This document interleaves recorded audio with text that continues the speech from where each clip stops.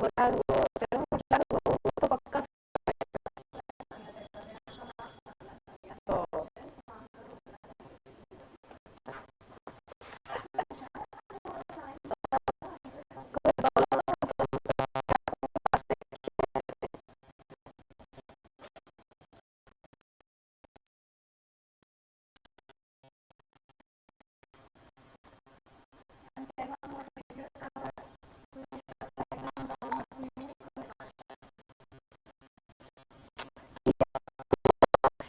कसं सांगतो.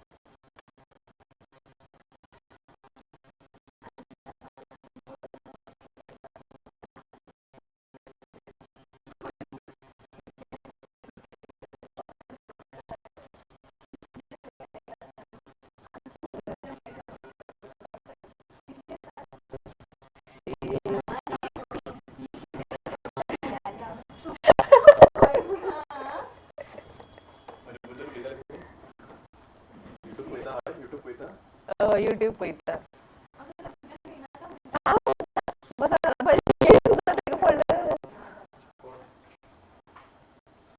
कितें रे तुमी कॉम्पिटिशन लायला.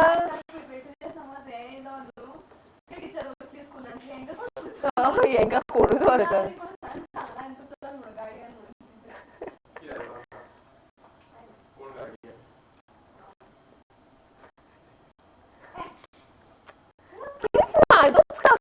हे करता रे तुझं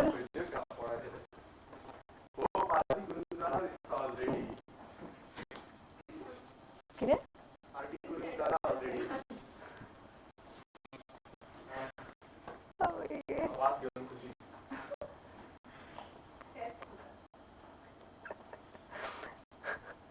तिला पळय कसली कोणाची कंपनी तुका म्हातारे काडून तुका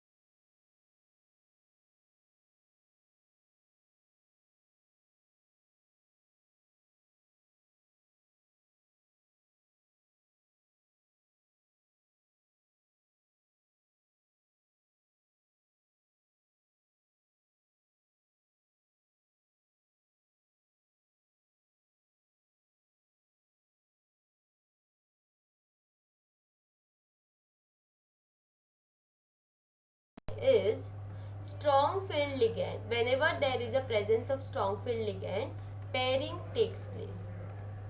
Okay, and whenever there is weak field ligand, no pairing. Pairing will not take place. Okay, so strong field ligand means pairing, weak field ligand means no pairing. That we need to know first. Okay, so here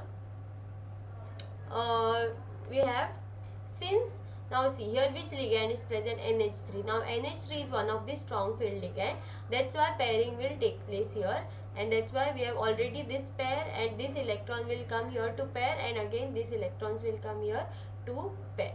Okay, so this they come here to pair, and there are two vacant orbitals after pairing which are remained. So those two orbitals we will combine with these three orbitals, because we need total 6 vacant orbitals. So 1 2 3 4 5 6. So now we have combined 2 d orbitals, so that's why d2 1 s orbital, so d2s and 3p, so d2sp3 hybrid we have formed here. Okay, so because we have combined 2d 1s and 3p orbital, so we have formed d2sp3 hybrid orbital. Now in that hybrid orbital we will take 6 pairs of amine, that is NH3, and that's how the compound bonding we can see, CONH3 6 inner orbital or low spin complex. Now why it is called as inner orbital complex? Because here we have taken the d orbital, we have used the d orbital from inner orbital. That means here see, this is 4s 4p and 3 is less than 4, so 3 is less than 4, that means it is inner d. If it was 4d, then we can say it is outer d. Okay, so this is inner d. And low spin, so low spin also how you have to understand, whenever there is strong field ligand, the complex will be low spin complex. Okay, similarly we will understand this example, next example, in which the compound COF6 is given. Okay, COF6. So same way we have to find the oxidation number first. So cobalt, we know it is 27. So cobalt in this, what is the state of cobalt? It is X plus, fluorine is -1. So -1 into 6, which is -3.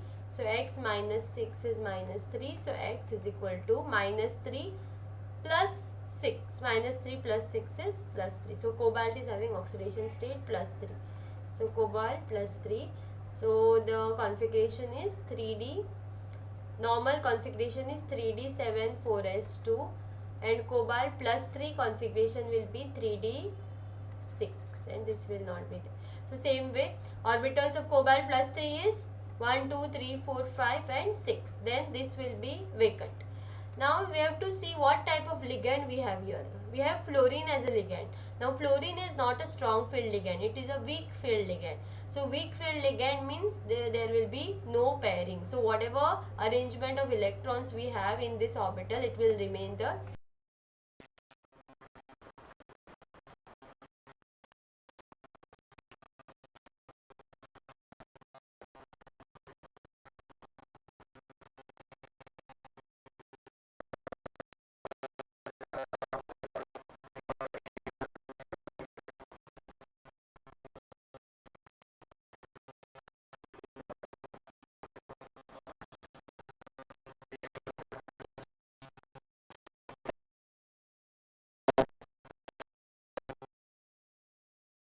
I gelato, ma già ti dirò.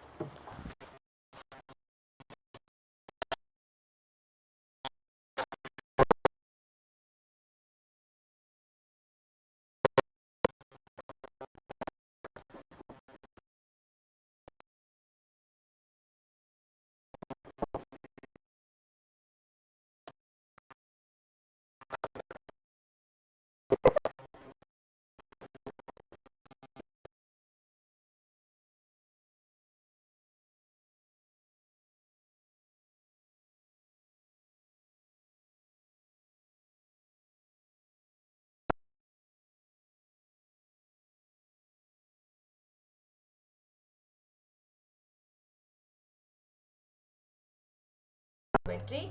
And if we have used inner d orbital, that is in this case d2sp3, it is inner d orbital, so that's why it is called as inner d orbitals, means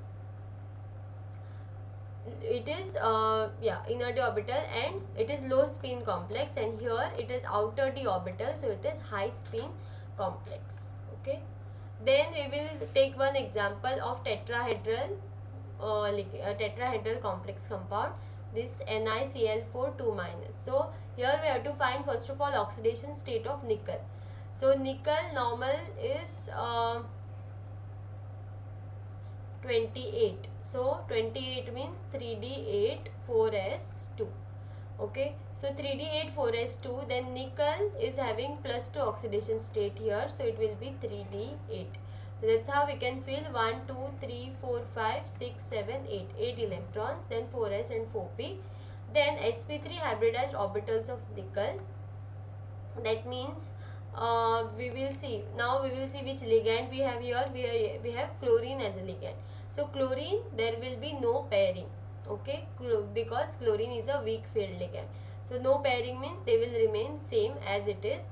And here sp3, since we have 4 ligands, incoming 4 ligands, we have to make 4 orbitals ready to take those 4 electron pairs. So that's why 1s and 3p orbitals will combine to take the electron pairs, and that's how they make sp3 hybridization. Okay, so in next step we can put all the 4 pairs of electron from 4 chlorine ligands. Okay, now since here weak field ligand involved, it is high spin complex, then it is tetrahedral geometry, and it is paramagnetic or diamagnetic. Since there are 2 unpaired electrons here, it is paramagnetic, having paramagnetic nature.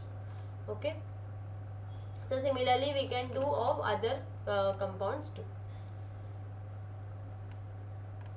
Then next is very important. Next, limitations of valence bond theory. Valence bond theory to a large extent explains formation, structure, magnetic behavior of coordination compound, but there are some limitations which were not fulfilled by the valence bond theory. So first of all, it involves a large number of assumptions. It does not give quantitative interpretation of magnetic data, and also does not tell about the color of the compound, and many other limitations we have here.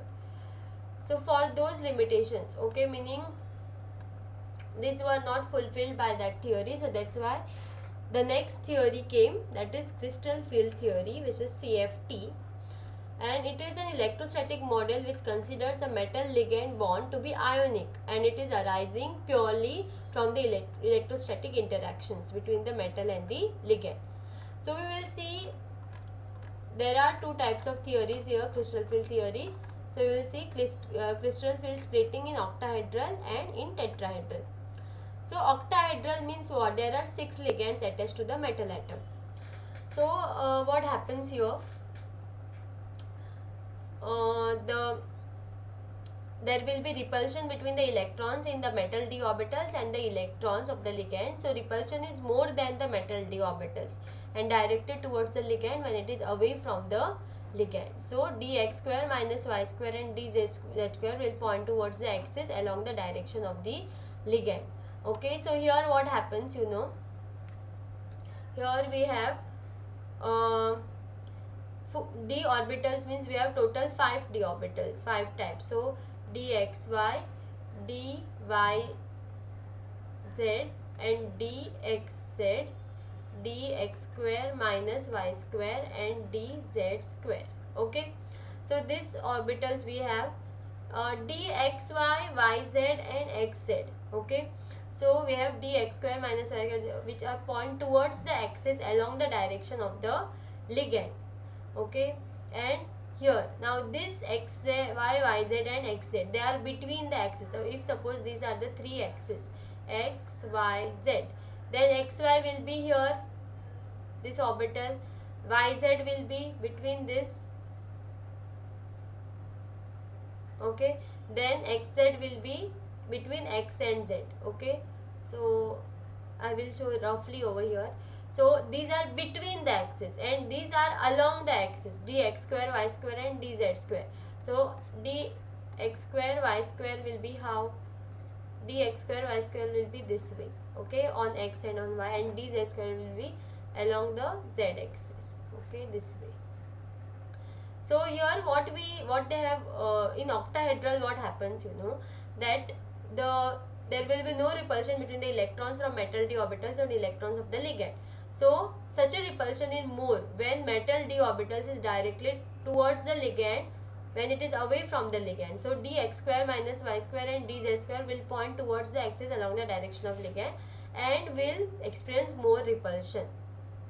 So if we have this type of arrangement of metal and ligand, if it is along the axis, okay, then dx square minus y square and dz square, they will suffer more repulsion because they will come towards the ligand and also ligand is here. So they will they will experience more repulsion because they are towards the ligand or they are along the axis.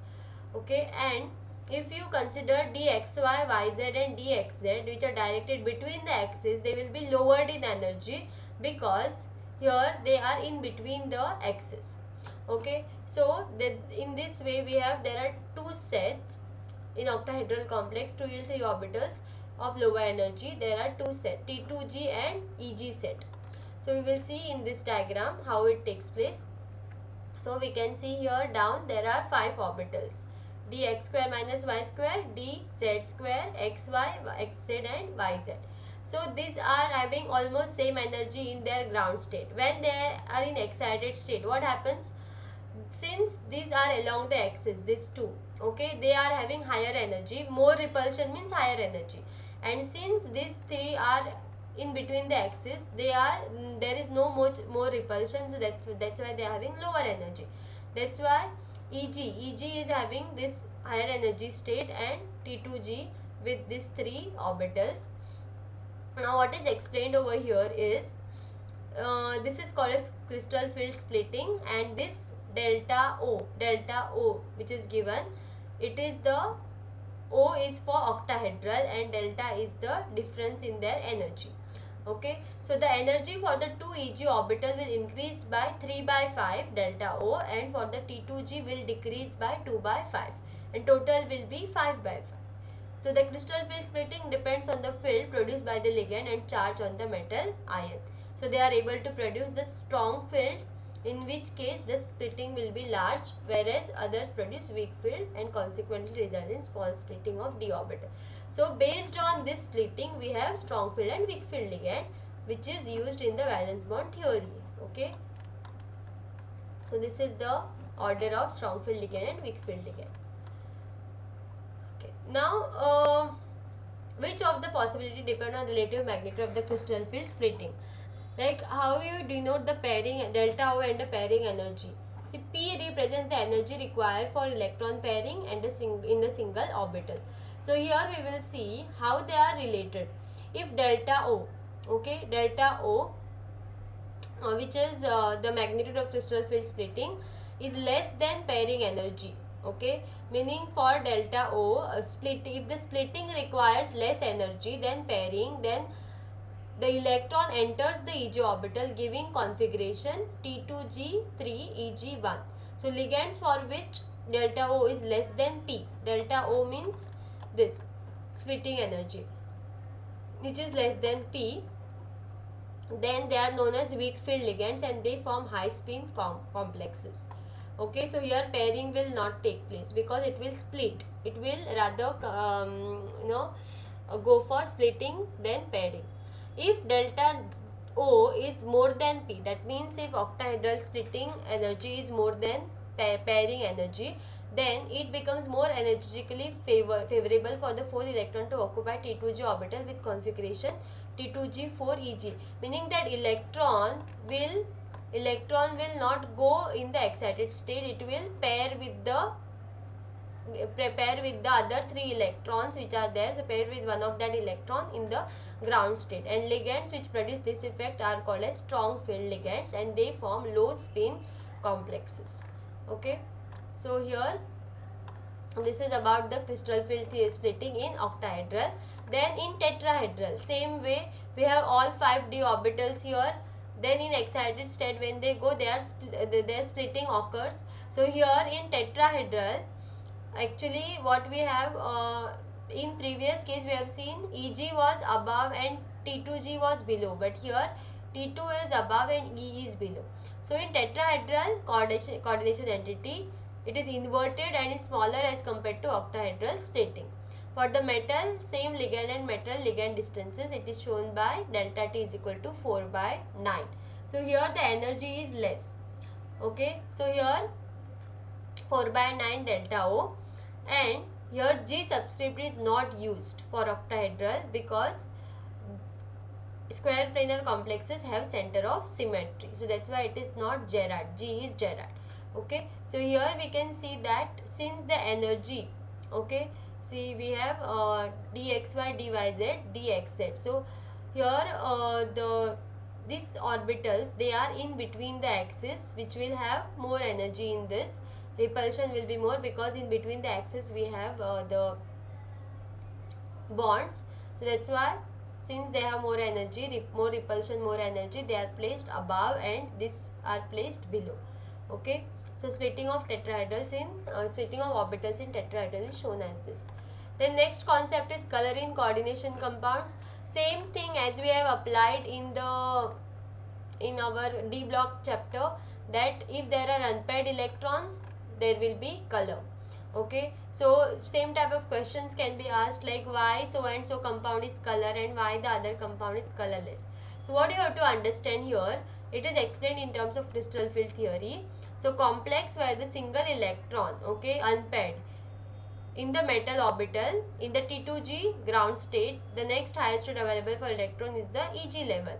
So light corresponding to energy of the blue-green region here in this particular example is absorbed by the complex to excite the electron. Okay. So that is how we can see the color. Now here one thing you need to note, important thing, that in the absence of ligand, okay, whenever there is no ligand, crystal field splitting does not occur and hence the substance is colorless. Whenever you have no ligand, the crystal field splitting will not occur and their substance is colorless. So for example, here in this aqua or water is a ligand. When you heat, water will be decomposed. So on heating it renders the colorless, meaning here when you remove this ligand, when you remove the water, it will become colorless. So similarly, anhydrous copper sulfate is white, but copper sulfate and 5 aqua is blue in color. Okay, so here there are examples which are given. When we have hexa aqua nickel complex treated with EN, ethane 1,2-diamine, it gives the pale blue color plus water. When we take this particular molecule, nickel, tetra aqua and ethane 1,2-diamine nickel, so that time we get purple or blue color, and we take this as a reactant, and when you add it to EN we get violet as a color. So as you add more and more ligands, okay, then the color become more intense. So first we get pale blue and then violet color. So this is the intensity of colors which is shown here. Okay. Then limitations of crystal field theory. The anionic ligands actually found at low end of the spectrochemical series, it does not take account the covalent character of bonding. So there were some concepts which were not explained in the crystal field theory, which are not that important for us. Then bonding in metal carbonyls. Now here the structures are important. Metal carbonyls means CO group. Okay, C capital O. So there are tetracarbonyl, pentacarbonyl, trigonal bipyramidal, hexagonal chromium. Hexacarbonyl chromium is octahedral. So here they have given the structures of this particular carbonyl, metal carbonyls. So metal carbon compounding carbonyls possess both sigma and pi character. That means metal carbonyl sigma is formed by donation of lone pair of electrons on the carbonyl carbon into vacant orbital of the metal. So metal carbonyl pi bond is formed by donation of pair of electrons from a filled d orbital. So thus the bond is strong, and metal ligand bonding creates synergic effect that strengthens the bond between carbon and oxygen and the metal. So that's how the bonding is strong over here. Okay, since the involvement of pi and sigma, both electrons are there. And last part is importance and applications of coordination compounds. So where they are used. Okay, applications. So coordination compounds used in qualitative as well as quantitative analysis. Then hardness of water is estimated by simple titration with Na2-EDTA. Then potassium, calcium, magnesium, they form stable complexes with EDTA. Then extraction process also there, the complex formation takes place, for example silver and gold extraction. Then purification of metals. Then they are of great biological use, like we can see them in the chlorophyll, which is very important pigment responsible for photosynthesis.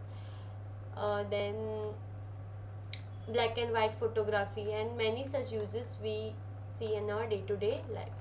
Okay, so this is about coordination compounds. Now in coordination compounds, the very important concepts which are going to come for exam are their nomenclature of coordination compound, to write their formula, then what is bidentate, didentate, polydentate, then about EDTA structure, then how to go about VBT theory, valence bond. Okay, so like I have explained 3 examples here. So those type of questions will be asked, then their magnetic character or their spin.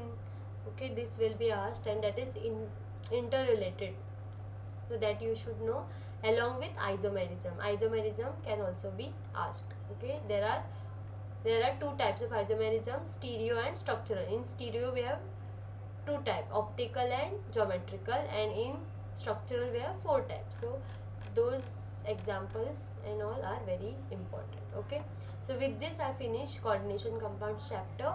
We will solve the previous year question in one of the video, and I will come with the next chapter in our next video. Thank you.